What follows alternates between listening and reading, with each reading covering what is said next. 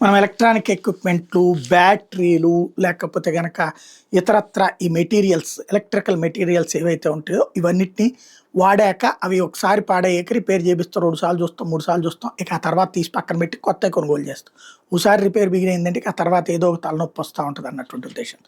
అయితే ఇవి తర్వాత ఏం చేస్తామంటే ఉల్లిపాయలు ఉడికేస్తాం. వాళ్ళు ఏం చేయాలంటే ఎక్కడికో ఇస్తారు. అయి సరిగ్గా వినియోగించుకునేటటువంటోళ్ళు 5% కానీ ఒరిజినల్‌గా వీటిట్లల్లో ఉండేటటువంటిది అంటే అసలు ఈ బ్యాటరీల తయారీ, ఈ మ్యాగ్నెట్ల తయారీ వీటికి వాడేటటువంటిది రేర్ ఎర్త్ మినరల్స్.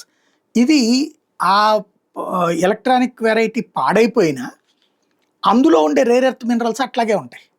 అందులో కొంత మాత్రమే కరుగుతది. మిగతాదంతా 90% అట్లాగే ఉంటాయి. వాటిని పునర్వినియోగించొచ్చు.